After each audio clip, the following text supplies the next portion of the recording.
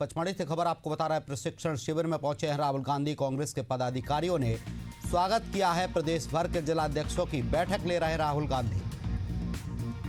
तो पचमढ़ी से बड़ी खबर आपको बता रहे हैं, राहुल गांधी पचमढ़ी पहुंचे हैं। प्रदेश भर के जिलाध्यक्षों की बैठक ले रहे हैं।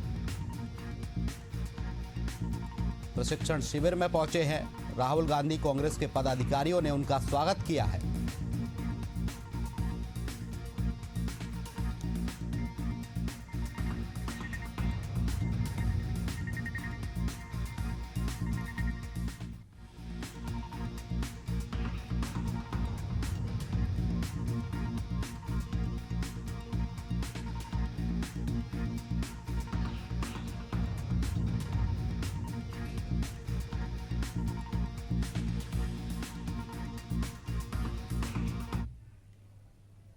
संसद का शीतकालीन सत्र 1 दिसंबर से 19 दिसंबर तक चलेगा। 19 दिन में पूरे सत्र के दौरान 15 बैठकें होंगी। केंद्रीय संसदीय कार्य मंत्री किरेन रिजिजू ने शनिवार को सोशल मीडिया प्लेटफॉर्म एक्स पर इसकी जानकारी दी है। आपको बता दें, इससे पहले 21 जुलाई से 21 अगस्त तक संसद का मानसून सत्र चला था। सत्र के पहले दिन राज्यसभा के तत्कालीन उपसभापति जगदीप धनखड़ ने इस्तीफा दे दिया है। फिर पूरा सत्र बिहार में SIR को लेकर विपक्ष के हंगामे की भेंट चढ़ गया और मानसून सत्र में कुल 21 बैठकें ही हुई हैं। वहीं लोकसभा में चर्चा का समय 120 घंटे निर्धारित किया गया था, लेकिन सिर्फ 37 घंटे ही कार्यवाही चली है।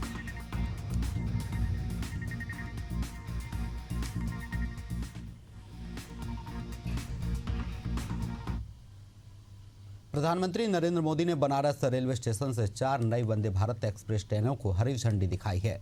इन नई वंदे भारत एक्सप्रेस ट्रेनें बनारस, खजुराहो, लखनऊ, सहारनपुर, फिरोजपुर, दिल्ली और एर्नाकुलम, बेंगलुरु रूट पर चलेंगी। प्रधानमंत्री नरेंद्र मोदी ने कहा कि प्रयागराज, अयोध्या, हरिद्वार, चित्रकूट, कुरुक्षेत्र जैसे अनेक तीर्थ स्थल हमारी आध्यात्मिक यात्रा के केंद्र है। आज जब इन पवित्र स्थलों को वंदे भारत नेटवर्क से जोड़ा जा रहा है, तो एक और भारत की संस्कृति, आस्था और विकास यात्रा का एकीकरण हुआ है। यह भारत की विरासत शहरों को देश के विकास का प्रतीक बनाने की दिशा में एक महत्वपूर्ण कदम है। ट्रेनों को हरी झंडी दिखाने के बाद प्रधानमंत्री मोदी ने बनारस खजुराहो वंदे भारत एक्सप्रेस में बच्चों से बातचीत की।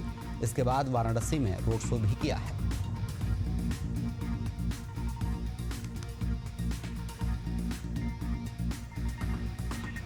बनने जा रही है।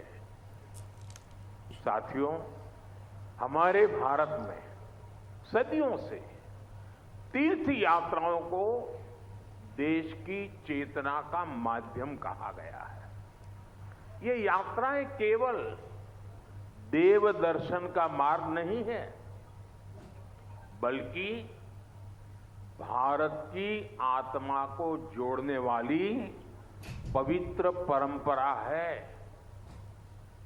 प्रयागराज, अयोध्या, हरिद्वार, चित्रकूट, कुरुक्षेत्र ऐसे अनगिनत तीर्थ क्षेत्र हमारी आध्यात्मिक धारा के केंद्र है। ये पावन धाम वंदे भारत के नेटवर्क से जुड़ रहे हैं, तो एक तरह भारत की संस्कृति, आस्था और विकास की यात्रा को जोड़ने का भी काम हुआ है।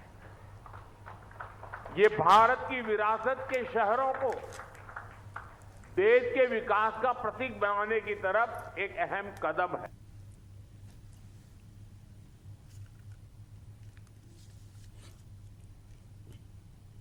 धरती आबा भगवान बिरसा मुंडा की 150वीं जयंती के अवसर पर पूरे देश में जनजाति गौरव दिवस मनाया जाएगा। इस अवसर पर 1 नवंबर से 15 नवंबर तक जनजाति गौरव पखवाड़ा का आयोजन किया गया है। छत्तीसगढ़ के मुख्यमंत्री विष्णुदेव साय के मार्गदर्शन में प्रदेश के सभी जिलों में विविध कार्यक्रमों का आयोजन किया जाएगा। जिला स्तरीय समारोह में जनजाति संस्कृति, लोक कला, व्यंजन, हस्तशिल्प और विकास प्रदर्शनी के साथ साथ भारत सरकार और राज्य सरकार की विभिन्न जन कल्याणकारी योजनाओं का भी प्रदर्शन किया जाएगा। इसके साथ ही आश्रम, छात्रावासों, शासकीय संस्थानों और जनजाति ग्रामों में प्रभात फेरी, जन जागरूकता यात्रा, वृक्षारोपण, निबंध, वाद विवाद प्रतियोगिताएं आयोजित की जाएंगी। वहीं जनजाति नायक नायिकाओं के जीवन और योगदान पर संगोष्ठियां भी आयोजित होंगी।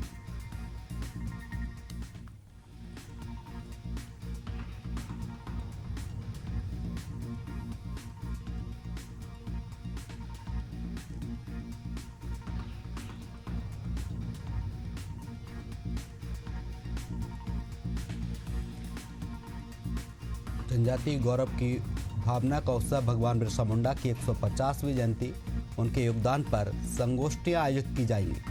1 नवंबर से 15 नवंबर तक जनजातीय गौरव पखवाड़ा मनाया जाएगा। छत्तीसगढ़ में विभिन्न कार्यक्रमों का आयोजन किया जाएगा। 9 नवंबर को उत्तराखंड राज्य गठन के 25 वर्ष पूरे हो रहे हैं, जिसे सरकार रजत जयंती वर्ष के रूप में मना रही है। इसी कड़ी में शहीद स्मारक पहुंचे मुख्यमंत्री पुष्कर सिंह धामी ने कहा कि उत्तराखंड अब देश के अग्रणी राज्यों में शामिल होने की राह पर है, लेकिन इस जश्न के बीच उन आंदोलनकारियों का दर्द भी याद किया जा रहा है जिन्होंने राज्य की लड़ाई में अपने प्राण और स्वास्थ्य दोनों गंवाए हैं, और आज 25 साल बाद भी कुछ घायल आंदोलनकारी इस स्तर पर हैं।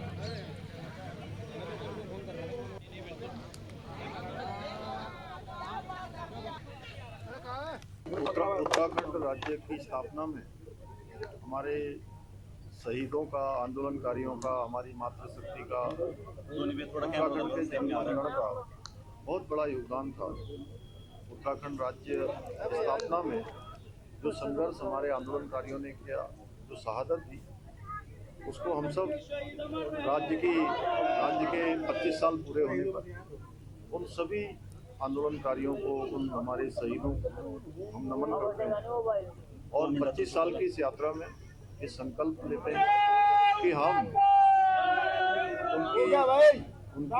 उनकी भावनाओं के अनुरूप, उनके सपनों के अनुसार उत्तराखंड राज्य का निर्माण करेंगे। उत्तराखंड को आगे बढ़ाने में हर संभव अपना योगदान देंगे। श्री कृष्ण जन्मभूमि और शाही ईदगाह विवाद से जुड़े महत्वपूर्ण मामलों पर शुक्रवार को इलाहाबाद हाई कोर्ट की कोर्ट नंबर 81 में जस्टिस अविनाश सक्सेना की पीठ के समक्ष सुनवाई हुई। इस सुनवाई में दोनों पक्षों ने अपनी दलीलें रखी और न्यायालय ने अगली सुनवाई के लिए 12 दिसंबर की तिथि निर्धारित की है।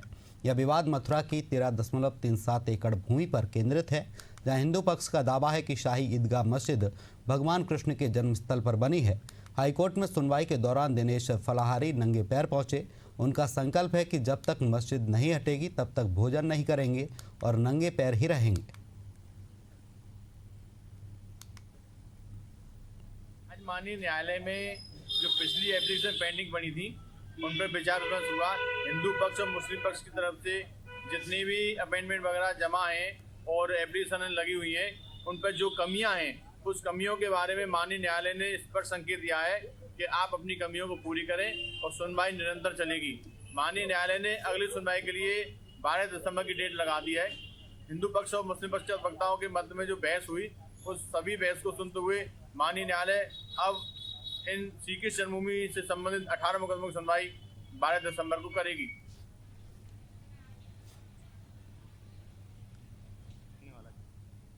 ग्वालियर में एक बार फिर बांग्लादेशी नागरिक के मिलने से हड़कंप मच गया है।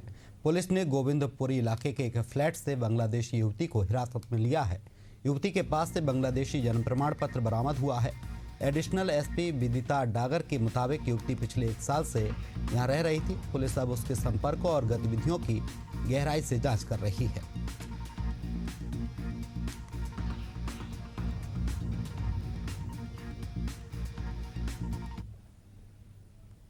पुलिस को ये सूचना मिली थी कि थाना विश्वविद्यालय के अंतर्गत गोविंदपुरी में एक संदिग्ध बांग्लादेशी महिला रह रही है कुछ समय से।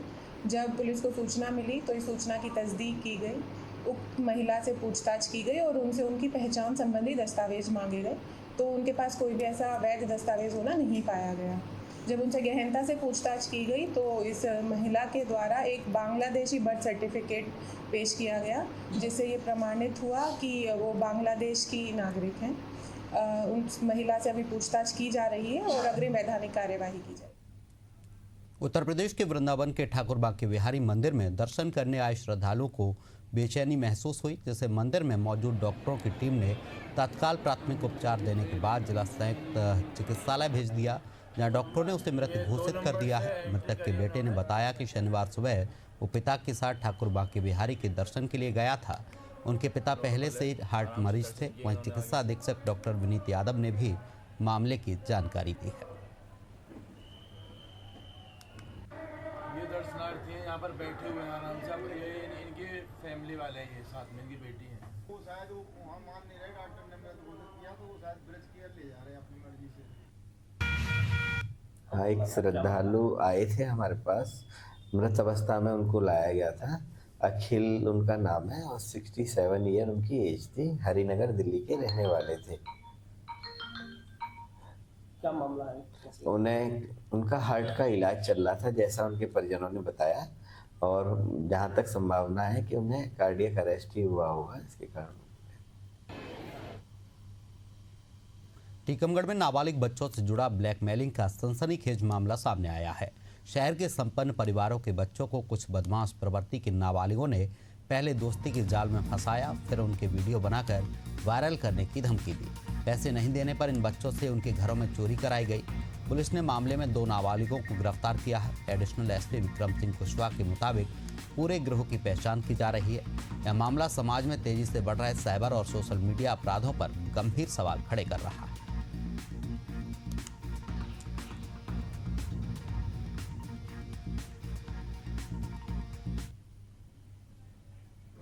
हर्ष भारती, हिमांशु सेन और परवेज खान ये लोग ब्लैकमेल करने लगे। उसको बहुत प्रताड़ित किया। उसको मतलब इस तरीके से मारा गया कि उसके मन में ये भी विचार आ गया था कि वो जाके आत्महत्या कर लेंगे। तो मेरे घर से काफ़ी सारा कैश, गोल्ड की ज्वेलरी, आईफोन, ये सब इन लोगों ने उसको डरा धमका के घर से चोरी करा के उससे छीने और ये बच्चों के साथ एक ब्लैकमेलिंग डरा धमका के उनसे कुछ धनराशि लेने के संबंध में एक बल्कि 2 FIR पंजीबद्ध की जा रही है। एक पंजीबद्ध हो गई है, एक अन्य पंजीबद्ध हो रही है।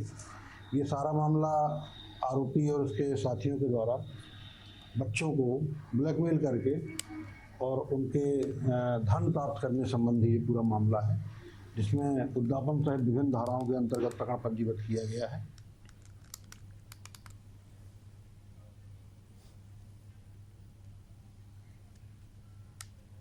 देवास में विद्युत लाइन की चपेट में आने से युवक की शरीर करीब 30 से 35% झुलस गया। आपको बता दें, युवक दीपावली के अवसर पर छत पर लगी सीरीज निकालने का काम कर रहा था। इस दौरान छत के ऊपर से गुजर रही 33 kV की तार टकरा गई और अचानक आग लग गई। फिलहाल युवक का इलाज जारी है। मौके पर पहुंचे स्थानीय प्रशासन और पुलिस ने हादसे की जांच शुरू कर दी है।